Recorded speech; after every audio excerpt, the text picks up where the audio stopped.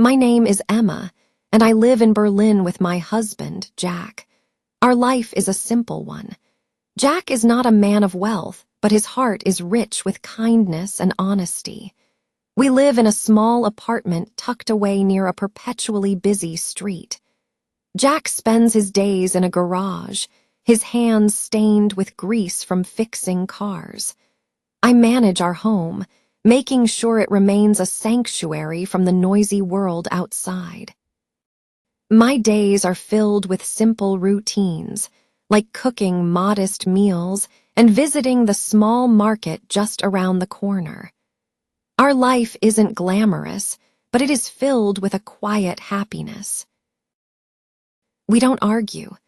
Jack always returns home with a smile, no matter how tiring his day has been, and I always have a warm meal waiting for him. One of our neighbors is a man named David. He owns a large electronics store directly across the street from our building. He is the very picture of success, driving a new, sleek black car and always dressed in expensive suits. His hair is perfectly styled, and he carries the scent of a costly cologne. David is single, a fact that makes him a frequent topic of conversation among the women in our neighborhood, but I had never given him much thought. I was content in my world with Jack. One afternoon, as I was standing outside our building after a trip to the market, David walked by and paused. He looked at me, a polite smile gracing his lips. "You are very beautiful," he said. I was taken aback. Besides Jack, no one had ever spoken to me with such directness. I managed a small, shy smile and murmured, "Thank you." David's gaze shifted to the shopping bag in my hand. "Do you always buy your vegetables from that little market?" he asked. "Yes," I replied. "It's close by and affordable."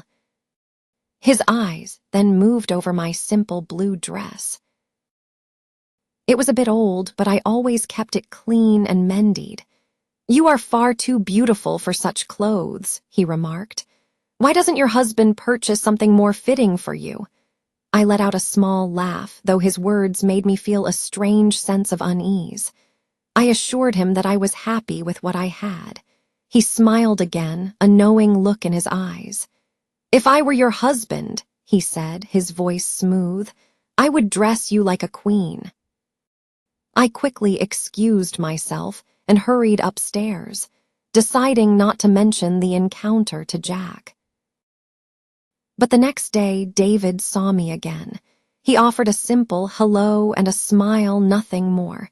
The day after, however, he approached me again. With each passing day, his words grew bolder, though always delivered in a kind tone. "You are wasting your beauty in that tiny apartment," he would say, "or your husband doesn't truly see the treasure he has."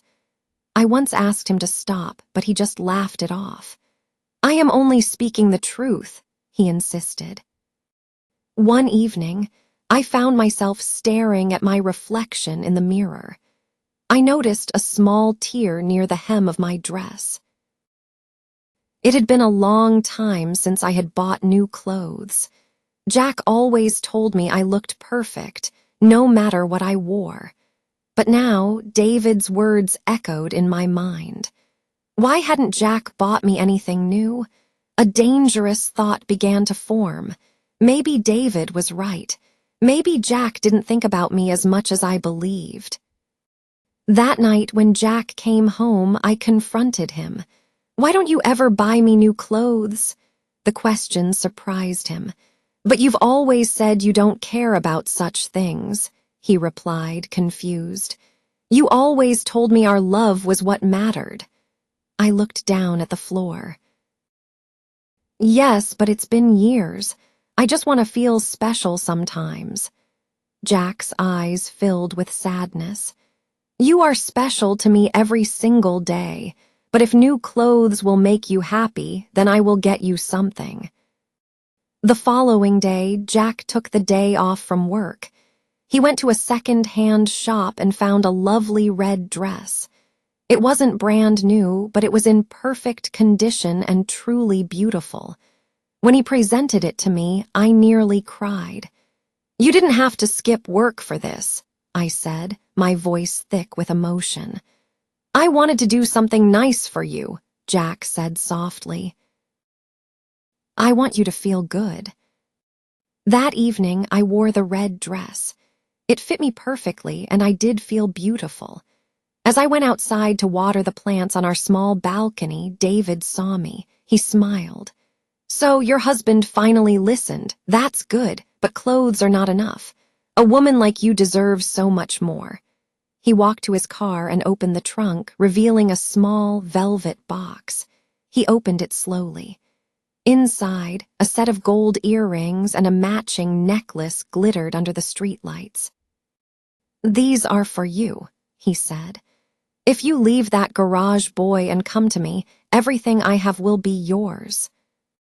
The world seemed to spin beneath my feet. I quickly closed the box and pushed it back toward him. "I don't want this." But he just smiled that confident smile again. "Think about it. You have the look of a woman who desires more from life." That night, I told Jack about the jewelry. I hadn't been completely honest about my conversations with David before, but now I felt I had to be. Jack's expression became serious but not angry. "I will not allow anyone to speak to you that way," he said firmly. "You are not a prize to be won." "I know," I said quietly, but it made me think. Why don't we have nice things? Why must we always struggle? Jack took my hands in his. "Because we chose love over money, remember?" I didn't respond. My heart was a confusing mix of love for Jack and a strange new longing. The next morning, I saw David again. He waved at me from his car. I didn't wave back, but I couldn't stop his words from replaying in my head. I knew I loved Jack, but a small, treacherous part of me wondered what life would be like with more comfort, more security. That evening, Jack came home with a small box in his hand. "I used some of our savings," he said, looking a little nervous. "I got you something." I opened it. Inside was a delicate gold chain and a pair of small, simple gold earrings. They weren't as flashy as David's, but they were beautiful in their simplicity. "I don't want you to feel like you have less," Jack said, his voice earnest. "Not when you mean more to me than anything in this world." I threw my arms around him and held him tightly, my love for him washing away some of the confusion. But David was persistent. The next day, he found me again. "Gold is just a starting point," he said. "I can give you a better life, and more than that, I can do something your husband can never do." "What do you mean?" I asked, intrigued despite myself.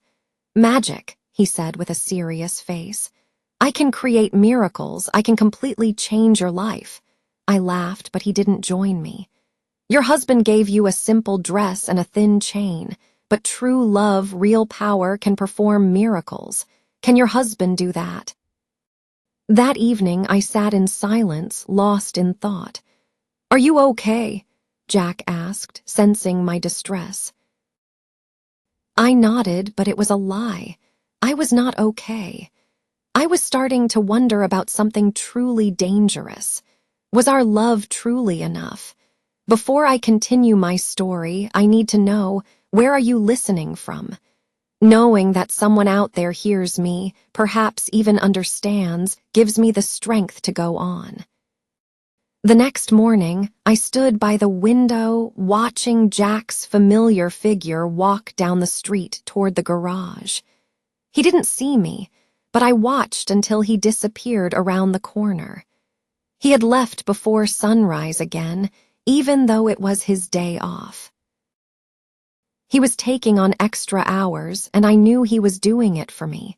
The thought settled like a stone in my chest.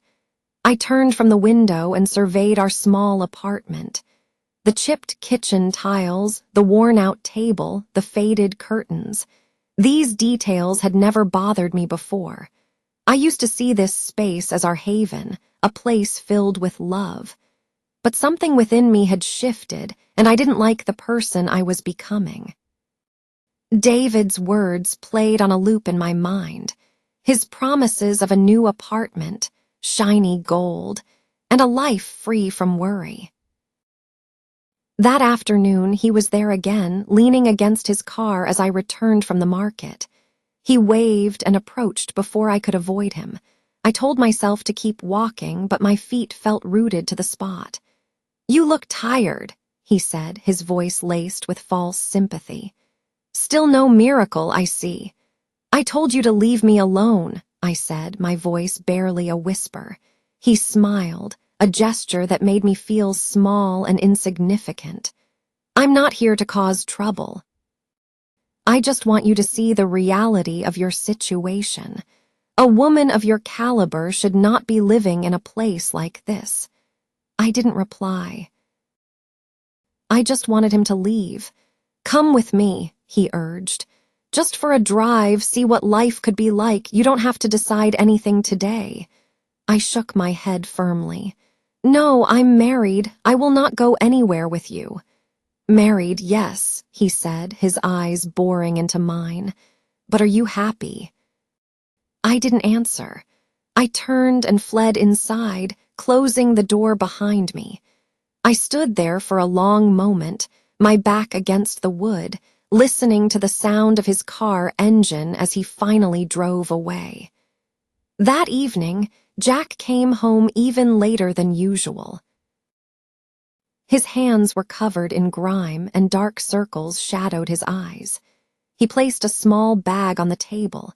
Inside was the simple gold chain and the 2 small earrings. They weren't from a high-end jeweler.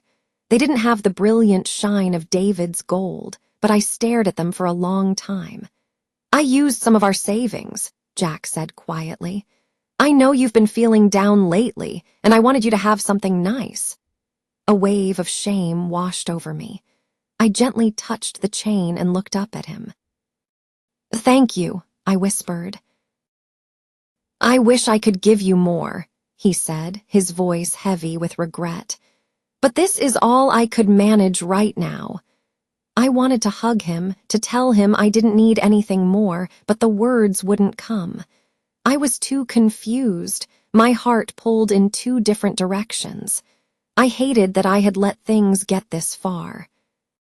The next day, I stayed inside the apartment all day. I cleaned and cooked, trying to keep my mind busy, trying to erase David's face from my memory. But in the afternoon, he came again. This time, he didn't say anything at first. He just stood in the doorway, holding a small velvet box. "I know your husband bought you a little something," he said, "but let me show you what real affection looks like." He opened the box to reveal a thick, heavy gold necklace with matching earrings. They looked incredibly expensive. I remained silent, just staring at him. "I can give you comfort," he said. "Not just pretty trinkets, but true peace of mind. A better home, a life without financial stress." I looked at the jewelry for a few more seconds, then closed the box and handed it back to him. "Please leave," I said. "I'm not your enemy, Emma," David said, taking a step back. "But if you ever decide you want more out of life, you know where to find me." He left, and I sank onto the couch, my hands trembling. I didn't recognize myself anymore. I had always been a firm believer in love in Jack, but now I felt completely lost. That night I couldn't eat. Jack noticed but didn't press the issue. After our quiet dinner, I asked him a question I had never dared to ask before. "Do you think love is enough?" Jack looked up from his cup, surprised. "What do you mean?" he asked. "I mean, we work so hard, we try our best, but we still have nothing to show for it. We live in this small place, we never go on vacations. You give me everything you can, but is it enough?" He was silent for a long time. "I don't know," he finally said, "but I've always believed that our love was more important than anything else. I still believe that." I looked away, afraid he would see the doubt in my eyes. Later that night, long after he had fallen asleep, I sat alone at the kitchen table. I looked at the simple gold chain he had given me. My thoughts drifted to David's necklace. I didn't take it out, but I thought about it, not because I wanted it, but because it was a symbol of how much I had changed. The next morning, Jack left early again. He didn't say much, just a soft take care and a quick kiss on my forehead. After he was gone, I walked through the apartment, touching our belongings. The old photo frames, the coffee cups with small cracks, the yellowed books on the shelf. They weren't beautiful or valuable, but they were a part of our story. In the afternoon, David returned. This time he didn't bring any gifts. "You don't have to give me an answer now," he said. "But let me ask you one thing. Can your husband give you a miracle?" I frowned. "What kind of miracle?" "A real one," he said. "Something impossible, something truly life-changing. That's what real love does. It creates miracles." I laughed, but there was no humor in it. "Only God performs miracles," I said. David smiled. "Maybe, or maybe a powerful love can, too." That night when Jack came home, I saw him through different eyes. He was exhausted. His back ached, but he still stopped at the bakery to buy my favorite kind of bread. He had no idea that I had been entertaining another man's advances. Even though I had said no, he didn't know how close I was to breaking. I wanted to confess everything, to cry and apologize, but I couldn't. Instead, I whispered, "Jack, can love really make a miracle?" He looked at me for a long moment, then a soft smile touched his lips. "If it can," he said, "then for you, I will find a way." And in that moment, I wasn't sure if I wanted a miracle, or if I just wanted to believe in him again. Jack left early again the next morning. He didn't say much, just kissed my cheek, held my hand for a brief moment, and walked out the door. I sat at the table long after he left, staring into my untouched cup of tea. His promise from the night before echoed in my mind. Could love really create a miracle? I felt a profound sense of unease all day. The apartment felt unnervingly quiet. I tried to clean, but my movements were sluggish. I tried to cook, but I had no appetite. My thoughts were a tangled mess of Jack, David, and the chasm between a simple life and a life of ease. My heart was heavy, and I no longer knew what I truly wanted. That afternoon, David appeared yet again. I didn't want to see him, but I opened the door. "This is the last time," I stated firmly. He smiled as if he didn't believe a word of it. "Has your husband performed a miracle yet?" he asked mockingly. "No," I said flatly. "He can't." "Exactly," David said, his tone turning serious. "Because he is just an ordinary man. I'm sure he loves you, but love without power is just a slow form of suffering. You live in a cramped apartment, wear second-hand clothes, and eat simple food. I am offering you an escape from all of that." I studied him, really looked at him. I used to find him charming, but now his presence made me feel cold. "And what is it you want from me in return?" I asked. He stepped closer. "Just your heart," he said smoothly. "Leave him, come with me. I will provide you with comfort, security, and a new life. And yes, miracles." I took a deep breath. "Then show me one, right now." David's confident expression faltered. He looked surprised, perhaps even a little nervous. "It doesn't work that way," he stammered. "You must choose me first. Once you are with me, the miracles will follow." I closed the door in his face without another word. That night, Jack came home late. He was covered in dirt, and I could see his hands were trembling from exhaustion. I made him sit down, brought him a bowl of warm water to wash up, and served him a hot meal. "You don't have to do this," I said gently, placing my hand on his shoulder. "You're working yourself to exhaustion. I can see it in your face." He looked up at me, his eyes tired but full of an unwavering kindness.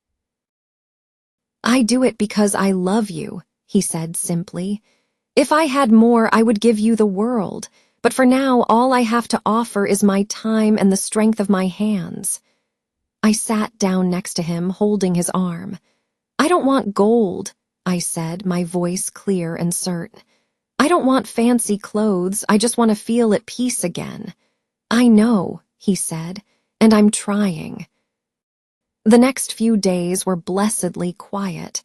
David didn't come back. Perhaps he had finally given up, or maybe he was just biding his time. I didn't care. All my focus was on Jack. He was losing weight, skipping meals, and barely sleeping. He worked his long hours at the garage and then went to help his brother in the evenings.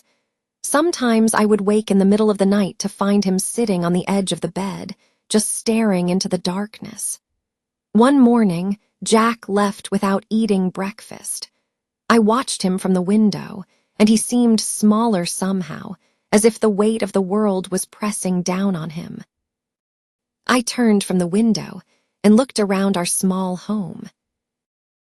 My gaze fell upon the drawer where I had hidden the necklace from David. I opened it and stared at the cold, glittering gold. Then, with a newfound resolve, I picked it up and walked out of the apartment. I didn't hesitate. I walked directly to David's store. He wasn't at the entrance, but one of his employees called for him. He emerged with his usual polished smile. "I knew you would come," he began. I held up the necklace. "Take it back." His smile vanished. "I never wanted this," I said, my voice strong. "You didn't offer this out of love. You offered it as a way to own me." "You're making a huge mistake," David said, his tone sharp. "No," I replied, feeling a sense of freedom for the first time in weeks. "My mistake was almost losing the only person who truly loves me, but not anymore." I turned and walked away, and I didn't look back. That evening, I waited for Jack with a warm meal and a calm heart. When he walked in, he looked surprised to see me smiling. "You're smiling," he said, a hint of wonder in his voice. "Yes," I answered. "I had to take care of something today, and now I feel much better." We ate dinner together in a comfortable silence that felt more peaceful than words. Afterward, I told him everything. I told him about all of David's visits, the necklace, and the things he had said to me. Jack listened patiently without interrupting. When I was finished, I looked at him and said, "I'm so sorry. I got lost for a while." Jack reached across the table and took my hand. "Thank you for telling me," he said. "That means everything." The next day, something wonderful happened. Jack didn't go to the garage. Instead, he told me to get dressed in warm clothes. I was curious, but I didn't ask any questions. We walked down our street, boarded a bus, and traveled to a part of the city I had never seen before. We stopped at the edge of a beautiful, quiet park. There, beneath a large oak tree, was a small wooden bench. Tied around it was a single red ribbon. Jack smiled at me. "I made this for you." I looked closer at the bench. Carved into the wood were two names, Jack and Emma. My eyes filled with tears. "I know it's not a real miracle," he said softly, "but it's ours. I made it with my own two hands. It's the best I could do." I sat down on the bench and traced the letters of our names with my finger. The carving was rough and imperfect, but it was real. "It's more than a miracle," I whispered. "It's love." We sat there for a long time as the sun began to set, not speaking much because we didn't need to. In the weeks that followed, something inside me healed. I stopped wishing for things I didn't have and started appreciating the small wonders of my life again.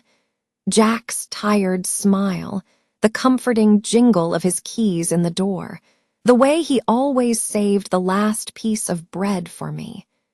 I heard through neighborhood gossip that David had moved to another city. Perhaps he found someone else to try and impress. I didn't think about him anymore. One evening, Jack asked me, "Do you still believe in miracles?" I looked at him, my heart full. "I do," I said with a smile, "and I married one." We all face difficult times and choices, but stories like this remind us that we are not alone in our struggles. Thank you for listening, and please come back for more moments of real life and reflection.